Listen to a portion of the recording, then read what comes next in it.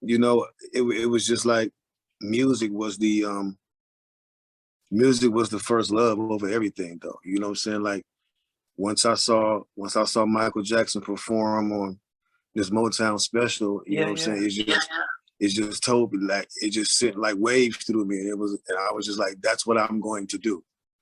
And I told my mother that, and she looked at me like I was crazy. She was like, okay, all right, cool. You know what I'm saying? But I said, no, that's what I'm going to do, like for real. You know what I'm saying? And it was just, I just been on that mission ever since. And I was in like the 6th grade, like for real. Kind of crazy because I tell people the story about me meeting Mike for the first time. And at the studio, they had the studio blocked out, of course, because of Michael Jackson coming in. And he had all these video games brought to the studio.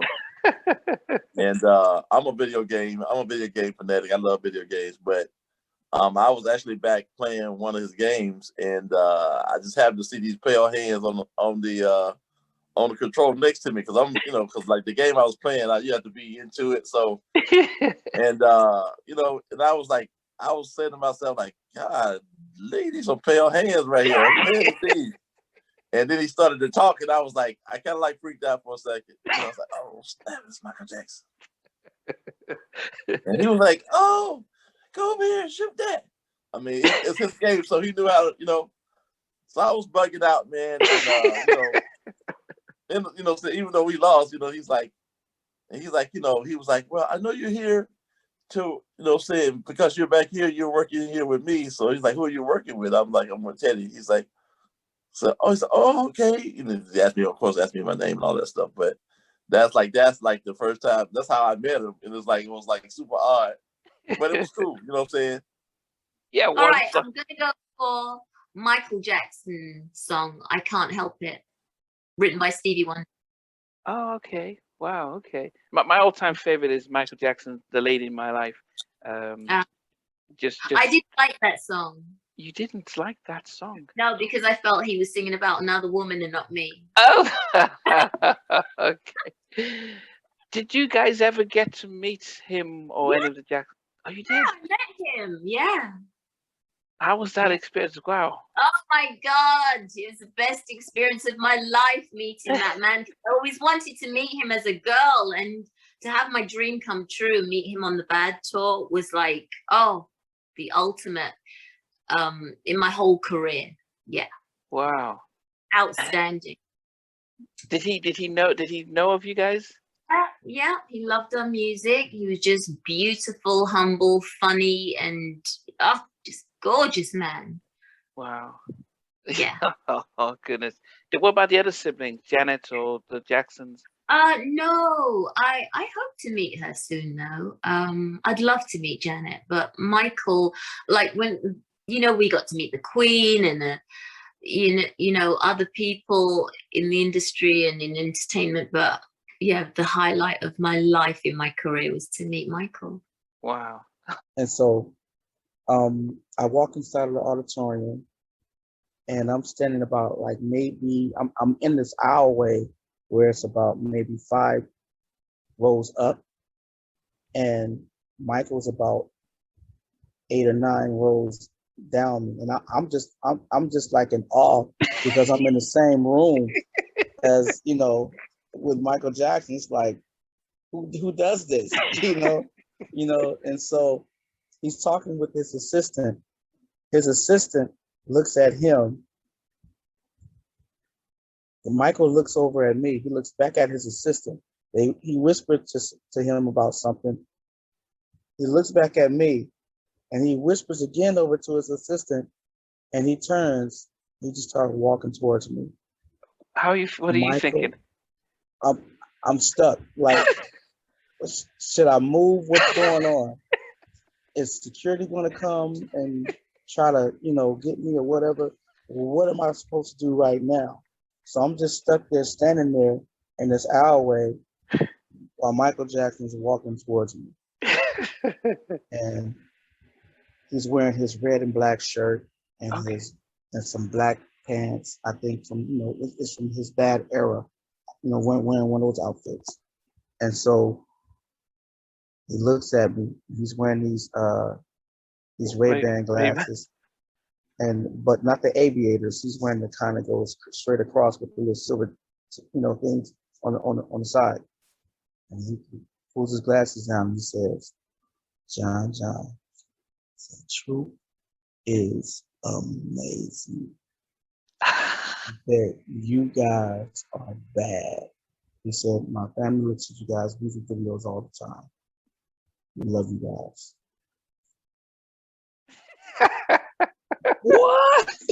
Mind blowing. Did you get to say anything, or you just Well, I did tell him that it's because of you guys and what you guys do and what you was always doing with your brothers. I said you guys was always singing, dancing really hard and still coming back to the microphone and still singing with the vocals and everything. So now we got that from y'all. And he was like, hey, it definitely shows. And so, yeah. Wow. Definitely can say that I watched Michael so much as a little kid. I was so enamored with Michael to the point where it was just like, I'm crying in my living room and screaming, like literally screaming at the TV. I watched Michael Jackson, everything. I watched their cartoon, the Jackson 5. I listened to the Jackson 5 albums, even though it was like I was a young kid watching and listening to it. It was just music. Like I said, I didn't know what the words meant, but it was just the passion and the love that he had. Like when Michael moved his foot, it's just like you knew, like he felt everything. And so it was just like it was something on the inside of me that was so relatable. Like I could relate to that, to where it was just like I was like, yo, this is what I want to do. And it's just like when I get on the stage or when I sing, it's just like something it's such a solace that's there. And it's like I'm not trying to do. It's just like it just comes out. So it's just something that's so natural that God has given to me. And it's just like when I say that I love to perform, and I'm so grateful for being able to, because it's just like it's so becoming of me. It's so me, Yeah. So it's not something that I'm trying to do.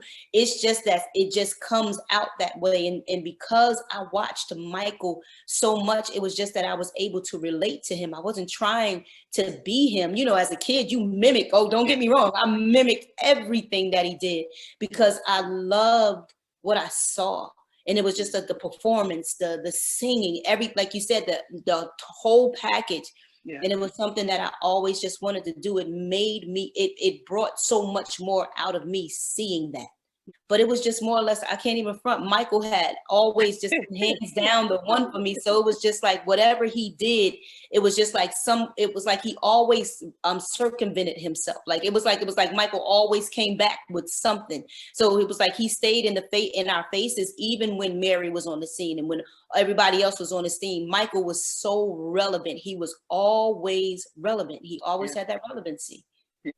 Yeah. Did you learn much from the small time you were with him and Bruce? And what did you learn? I mean, most definitely. Bruce, Bruce is Mike, is a genius when it comes to music. Because when we were working on a project, he was doing I thought it was it kind of chuckled me for a minute, because like Ted would play the beat and then Mike would be in the booth and he'd be doing the beatbox thing. So he'd be beating up his chest and dancing and proper feeling it. On rhythm, huh?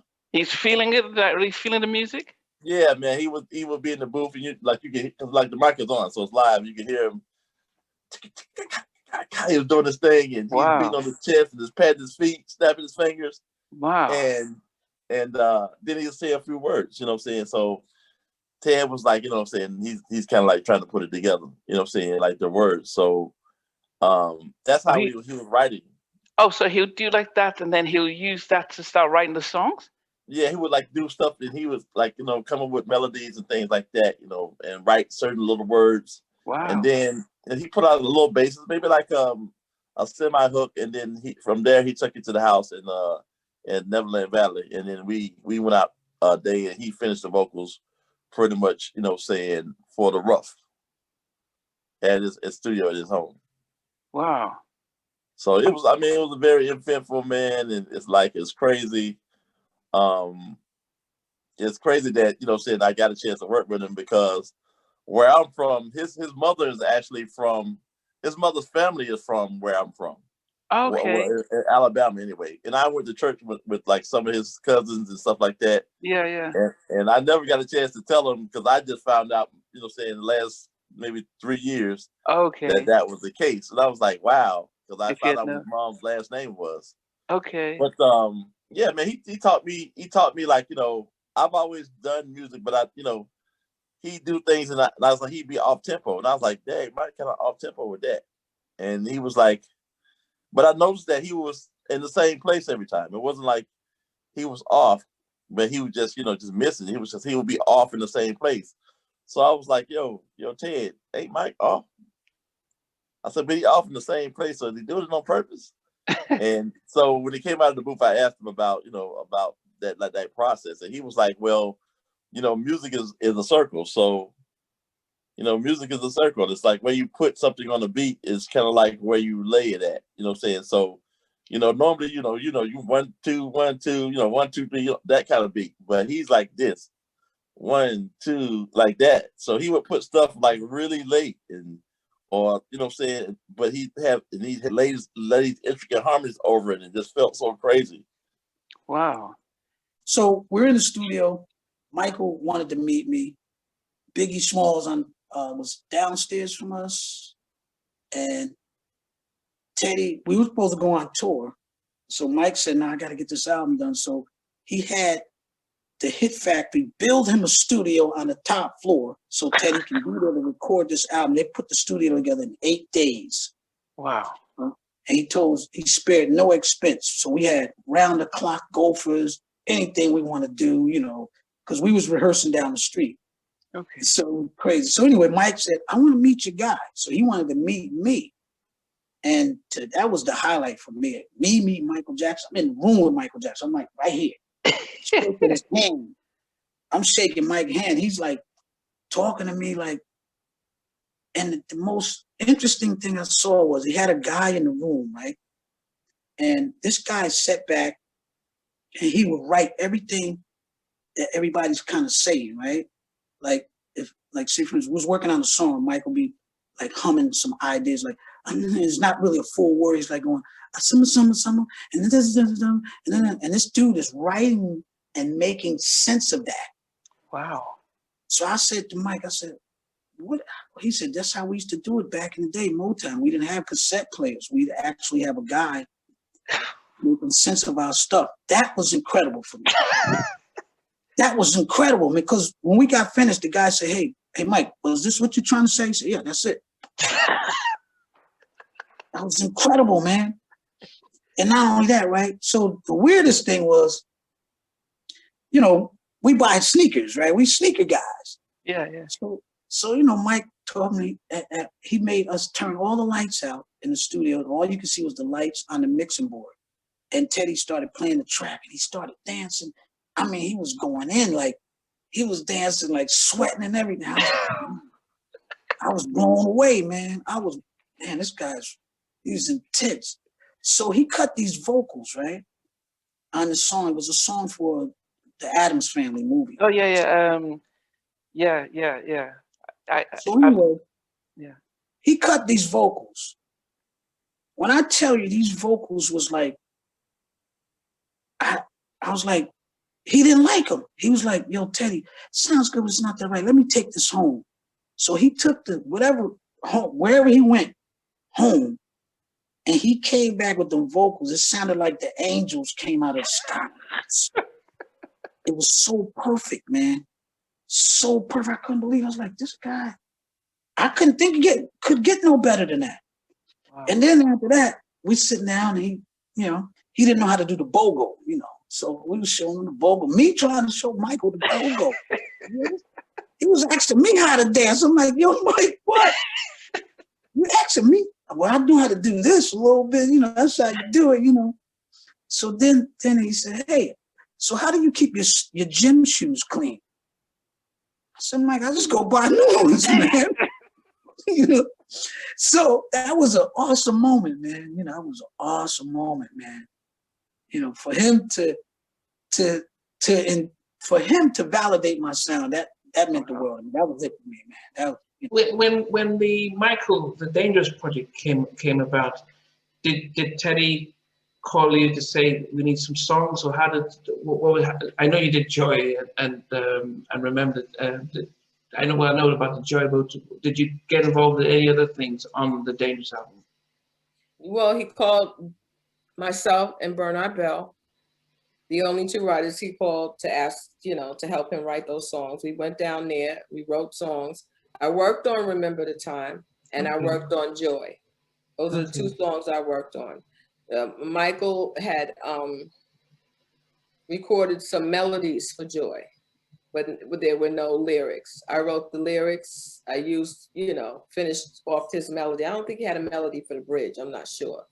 But anyway, make a long story short, I did my reference, handed it in and went back home. You know what I mean? And then we found out what stuck and what didn't stick. Okay. And I met Michael Jackson when I was there. I was going to ask you, since you're you know what the crazy thing is?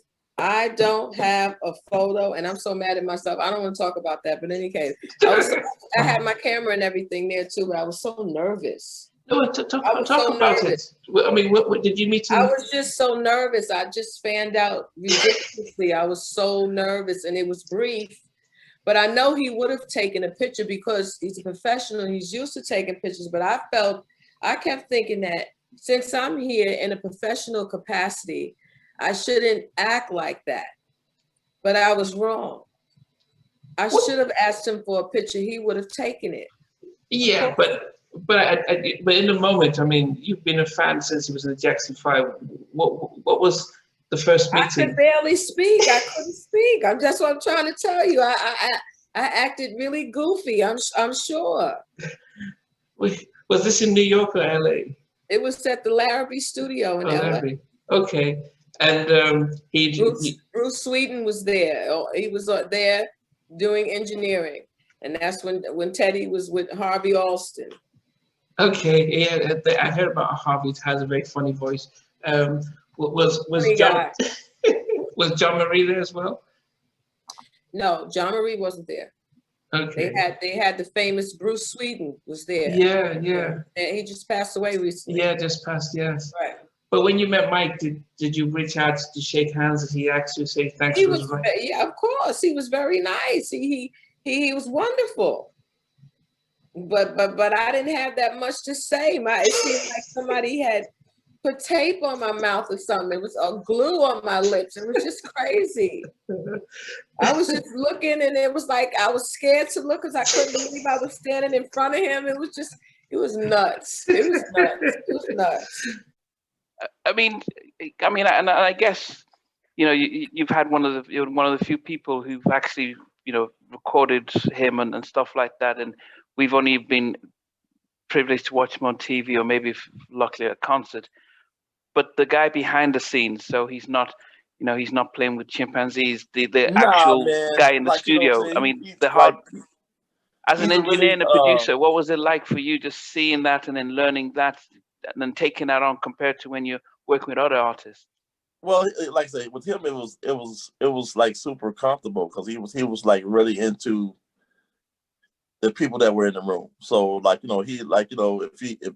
if other people value your opinion, like so say Teddy's like a producer, so he would ask me little things about saying what I thought about what was going on. So I thought that was saying for me it was super fabulous, but I thought it was interesting because he's Michael Jackson, so I'm a new producer. I'm still kind of new, but I'm like, he really asking me my opinion, and he and I kind of hit it off, and like, man, he bought me my first PlayStation. Are you kidding me? Wow. Yeah, man, it's like, so we kind of hit it off, and so after we did that, he would always call the studio, and he always asked for Ted. Future? And then he asked for Ted. He always asked for Ted by Theodore, which I thought was hilarious. Oh, Theodore. Then he would laugh about it, and, but he knew my voice, which I thought was super cool. And so and so it's like that whole experience for me was like saying after you work with Michael Jackson, saying like the rest is yeah. Yeah, I mean, because one of the things I always like to find out is like, what's your people's favorite if they have that one song that no matter what, I'm just gonna put that Oh on. yeah. And Oh yeah, I got a whole bunch like Michael Jackson songs. Like I got a whole bunch of like those favorites. I just like how you put his songs good. What was your favorite one? Rockwood, is that your favorites, Michael? Or no, my favorite one. Yeah, but my favorite one is Billie Jean. Okay. Okay. Because that's the one I saw him perform, and I was like, that's what I want to do. You know what I'm saying? Like, so that's my favorite song always. Have you ever tried to do a version of it, rapping over sort of samples of that? I don't. Yeah, I think I did. It wasn't that beat, but it was a similar beat to Billie Jean. It was called Hollywood. You know what I'm saying? I did on one of my tapes. Yeah. Has that been released? Yes. They've been released. I have a mixtape series called The Fix Tape, and I believe it came out on the 4th volume. Thanks for watching. Please remember to subscribe to the channel, but most importantly, to press the notification bell so that you can be notified when we do have a new interview. Loads to come, but thanks a lot for watching.